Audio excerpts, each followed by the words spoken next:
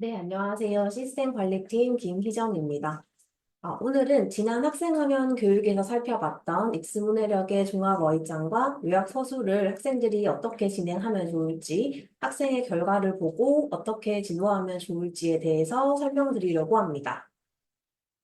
종합어휘장과 요약 서술은 학생이 혼자 진행할 수 있는 영역인 만큼 선생님께서 학생별 학습 방식과 활용 포인트를 알고 계시는 것이 매우 중요하겠습니다.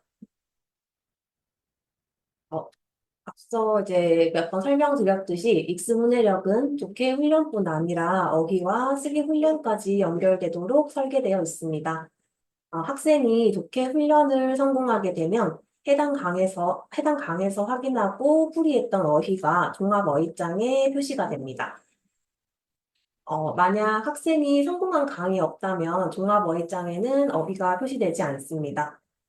어휘 문제 구간에서 맞힌 어휘가 아는 어휘로, 틀린 어휘가 모르는 어휘로 표시가 되면서 강별로 틀린 어휘를 복습할 수 있는 구간이 오늘의 어휘를 통해서 복습을 할 수 있고, 전체 어휘를 다시 복습할 수 있는 구간이 종합어휘장입니다.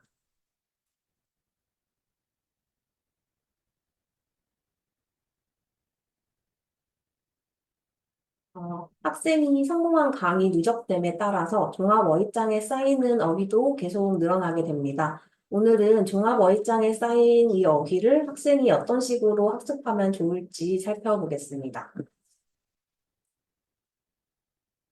오늘 교육은 실제 학생 화면과 원장님 화면을 위주로 설명드릴 거고요. 밴드를 통해서 공지한 자료는 이 교육 화면을 보시면서 참고용으로 활용해 주시면 좋겠습니다. 종합어휘장에 진입을 한 상태인데요. 학생이 종합어휘장에 들어가면 가장 상단에 오늘의 어휘, 그 아래 아는 어휘, 모르는 어휘 이렇게 세 가지 영역이 표시되고 있습니다. 학생이 독해 훈련을 완료하게 되면 독해 훈련의 어휘 문제 구간의 결과에 따라서 아는 어휘와 모르는 어휘가 자동으로 분류가 됩니다. 어, 아까 설명드렸듯이 그 독해 훈련의 결과에 따라서 종합어휘장의 어휘가 생성이 되기 때문에 강을 성공하지 않으면 종합어휘장의 어휘는 표시되지 않습니다.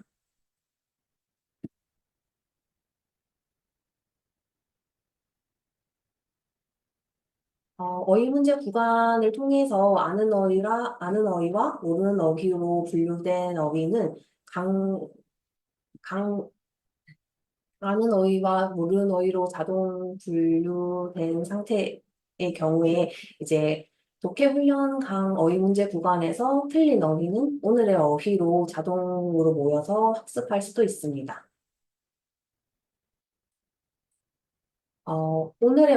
오늘의 어휘는 독해 훈련 중 학생이 틀린 어휘를 바로 복습할 수 있도록 자동 생성되는 학습 공간입니다.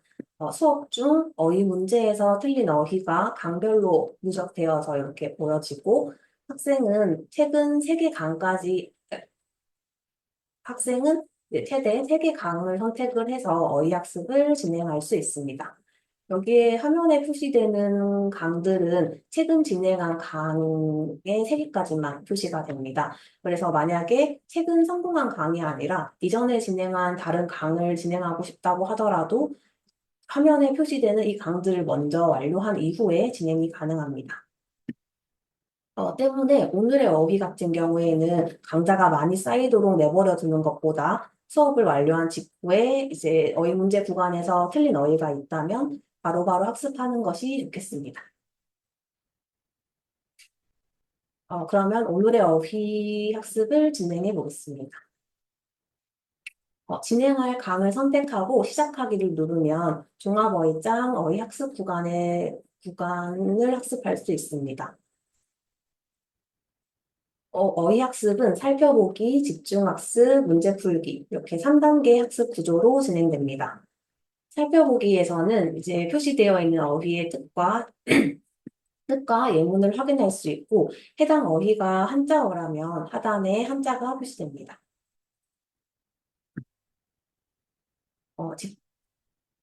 표시되어 있는 어휘를 모두 확인하고 다음 구간으로 넘어가 보겠습니다.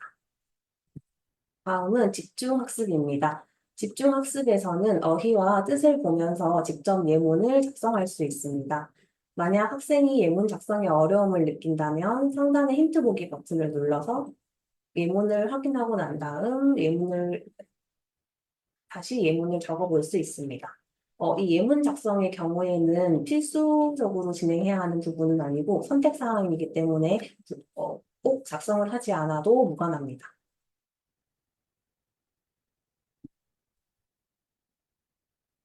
집중학습까지 살펴봤다면 문제풀기 구간으로 넘어가 보겠습니다. 문제풀기에서는 살펴보기와 집중학습에서 확인한 어휘당 두 가지 문제를 풀이하게 됩니다. 이 두 문제를 모두 마치면 해당 어휘는 아는 어휘로 이제 두 개 문제 중 하나라도 틀리면 해당 어휘는 모르는 어휘로 다시 재분류되어서 표시됩니다.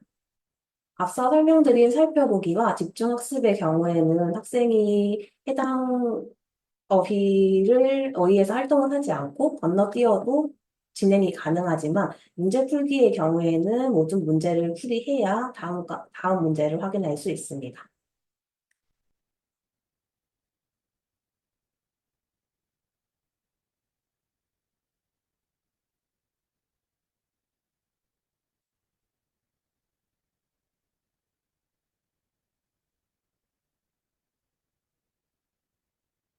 이렇게 문제를 모두 풀이하게 되면 하단의 제출 버튼이 활성화되어서 해당 결과를 확인할 수 있습니다.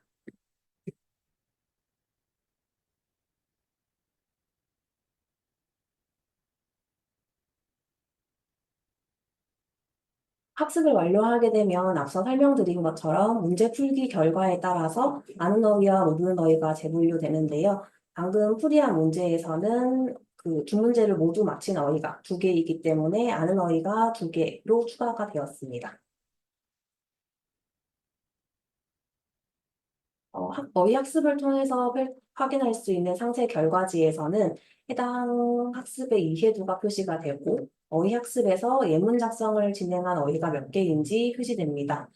이 해당 화면은 어제 설명드렸던 원장님 화면에서도 확인 가능한 결과지이기 때문에 원장님께서는 학생의 어휘 학습 이력을 확인하고 예문 작성을 얼마나 진행했는지 확인할 수 있겠습니다. 이를 통해서 학생이 어휘학습을 진행했을 때 단순히 문제를 맞췄다, 틀렸다가 아니라 어떤 방식으로 학습하고 있는지 확인할 수 있겠습니다.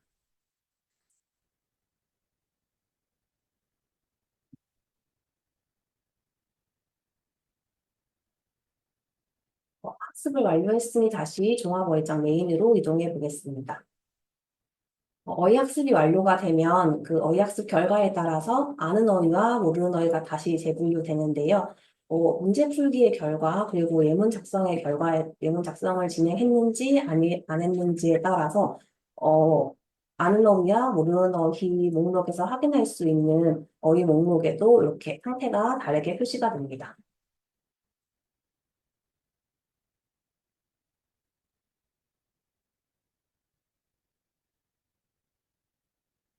예문 작성의 경우 아까 선택 사항이라고 제가 말씀드렸는데요. 진행한 어휘 학습에서 예문 작성을 진행하지 않고 넘긴 경우와 작성 완료한 경우, 그리고 문제 풀기를 완료한 경우의 상태에 따라서 해당 목록을 확인할 수 있습니다. 이를 통해서 그 해당 학생이 스스로 추가로 학습을 진행하고 싶거나 복습이 더 필요하다고 생각되는 부분들을 선택해서 테마 학습을 진행할 수도 있겠습니다. 아까 방금 살펴보셨던 오늘의 어휘가 학생이 수업 중 어려워했던 어휘를 바로 복습하는 학습이라면 테마 학습은 학생의 상태에 따라서 언제든 진행할 수 있는 맞춤형 학습입니다. 아는 어휘와 모르는 어휘 메뉴에서 학생의 학습 결과를 기준으로 어휘가 자동으로 분류되어 이렇게 표시가 되고 있습니다. 학생 스스로 학습을 진행하거나 원장님께서 학생의 학습 이력을 보고 어떤 복습이 필요할지를 판단해서 활용하시면 되겠습니다. 테마 학습의 학습 진행 방식도 오늘의 어휘와 동일하게 살펴보기, 집중학습, 문제풀기 순으로 진행됩니다. 마찬가지로 맞힌 어휘는 아는 어휘로, 틀린 어휘는 모르는 어휘로 다시 재분류되어서 표시가 됩니다. 지금 보시는 화면은 모르는 어휘로 구분되어 있는 어휘들의 목록인데요. 이 모르는 어휘 메뉴에서도 테마 학습이 표시되는 것처럼 아는 어휘 메뉴, 아는 어휘로 모여 있는 어휘에서도 테마 학습이 표시가 되고 있습니다. 학생이 안다고 생각하는 어휘도 시간이 지나면 잊어버리거나 실제 문제에서는 헷갈리는 경우가 많기 때문에 모르는 어휘에도 아는 어휘에도 테마 학습 기능이 표시되어 있으니 학생이나 원장님께서 필요하다고 생각하는 학습을 선택하셔서 진행을 해주시면 됩니다.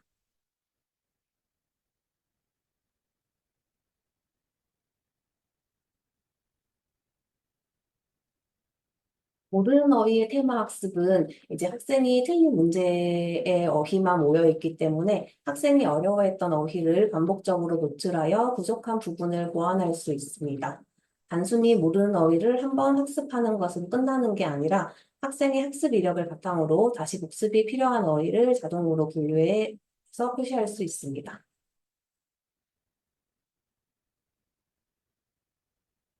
예를 들어 테마 학습에 표시되는 취약한 어휘는 반복해서 틀리거나 정답률이 낮은 어휘를 중심으로 구성되어 있습니다.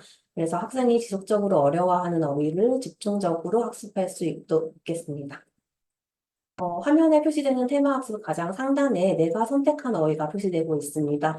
이 부분은 자동으로 분류되는 아래의 세 가지 테마 학습과는 다르게 어휘 선택을 클릭해서 직접 학습하고 싶은 어휘를 클릭해서 진행할 수 있습니다. 학생이 다시 진행하고 싶은 어휘나 어휘 학습을 진행하지 못한 어휘가 있다면 이렇게 어휘를 선택하셔서 직접 골라서 학습할 수 있습니다.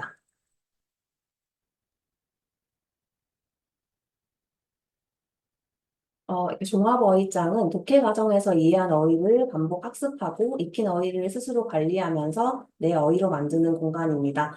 학생이 수업 중 어려웠던 어휘를 바로 복습하고 자신의 학습 이력에 맞는 테마를 선택해 부족한 부분을 보완할 수도 있겠습니다. 종합어휘장에서 중요한 것은 학생이 많이 학습하는 것보다 학생에게 필요한 어휘를 꾸준히 반복하는 것으로 보고 학습을 지도해 주시면 되겠습니다. 종합어휘장의 경우에 이제 한 개 이용권을 부여받아서 학습을 진행할 때 독해 훈련을 모두 완료해서 학습을 더 이상 진행할 강이 없게 되면 해당 강은 만료가 되지만 종합어휘장과 요약서술의 경우에는 사용 기한까지 계속 사용할 수 있습니다.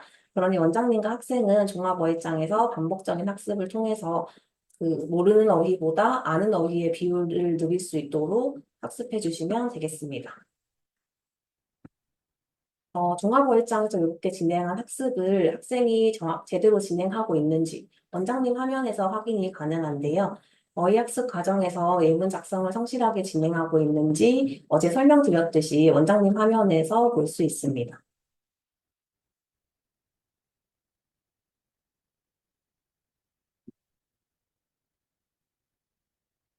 어, 어휘학습 구간의 활동을 확인을 하려면 오늘의 수업에 표시되어 있는 수업 예정 화면을 통해서도 확인을 할 수 있고 학습 이력 메뉴에서 해당 학생을 조회해서 상세 이력 탭에서도 그 이력을 확인하실 수 있습니다. 아까 설명드렸듯이 어휘학습 결과가 표시가 되어서 학생이 예문 작성을 얼마나 진행을 했는지 확인이 가능합니다.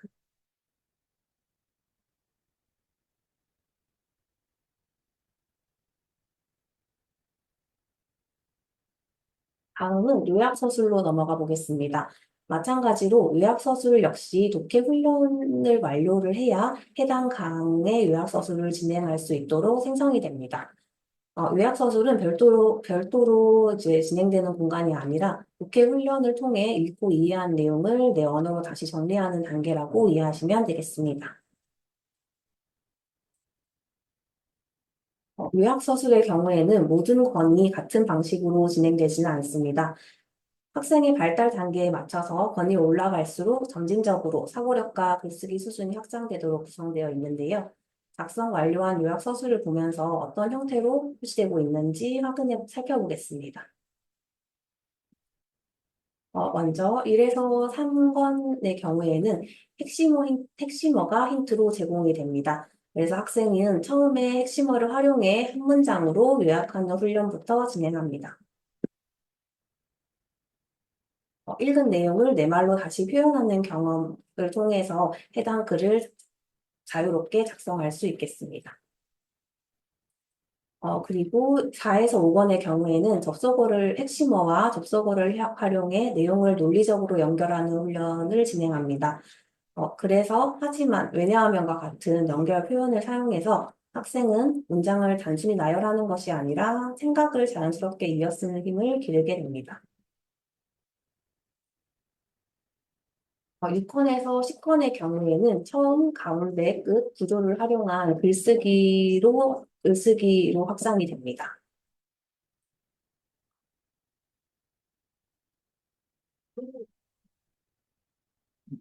어, 지금 힌트로 제시되어 있는 글의 구조를 따라서 핵심 내용을 정리하면서 내용을 체계적으로 구성하고 흐름 있게 쓰는 힘을 훈련하게 되겠습니다.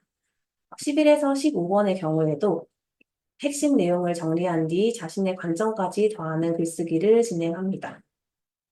단순한 요약을 넘어서 어떻게 생각하는지까지 표현하며 비판적 사고와 자기 표현 능력을 함께 키워갈 수 있겠습니다.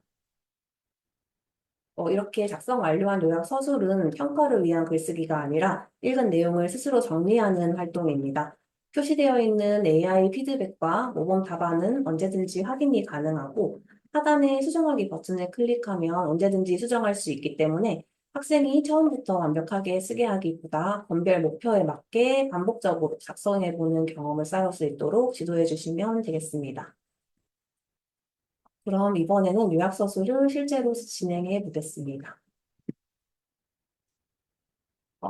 오늘의 어휘와 마찬가지로 오늘의 요약을 선택하면 최근 진행한 3개 강의 표시됩니다. 작성하고자 하는 강을 선택을 해서 시작하기 버튼을 눌러서 진행을 해보겠습니다. 요약서술을 작성할 수 있는 방법은 2가지입니다. 사진으로 등록하기 방법과 키보드로 쓰기 중 저는 사진으로 등록하기 방법을 선택을 해서 진행을 해보겠습니다. 가장 상단에 그 해당 지문이 표시가 되고 구조 힌트가 노출되고 있습니다. 어, 지금 사진 학생이 이제 노트나 양식지에 내용을 작성을 해서 사진을 찍어서 해당 첨부를 해주시면 되시는데요.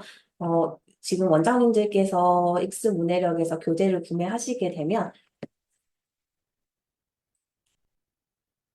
교재의 가장 뒷면에 요약서술 양식지 파트가 따로 존재합니다. 이 양식지는 분리가 되기 때문에 학생이 분리해서 직접 사용할 수 있도록 안내를 해주시면 되겠습니다. 양식지에 학생이 해당 양식지를 확인하고 학생이 해당 화면에서 지문과 제시된 구조를 확인해서 직접 내용을 작성하신 후 해당 양식지를 촬영하셔서 첨부해 주시면 되겠습니다. 저는 미리 첨부해 놓은 이미지가 있어서 해당 이미지를 첨부해 보겠습니다.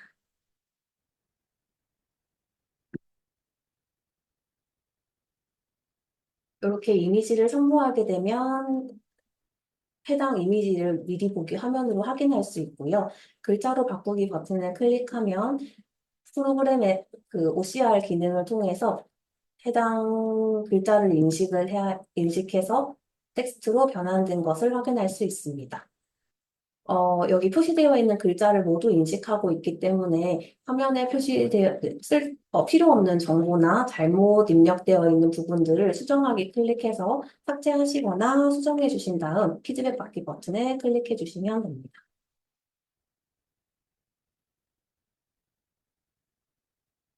이렇게 학생이 작성한 내용만 입력하는 걸로 수정을 완료했다면 피드백 받기 버튼에 클릭합니다. 그러면 학생이 작성한 내용을 바탕으로 하단에 피드백이 표시되고 있습니다.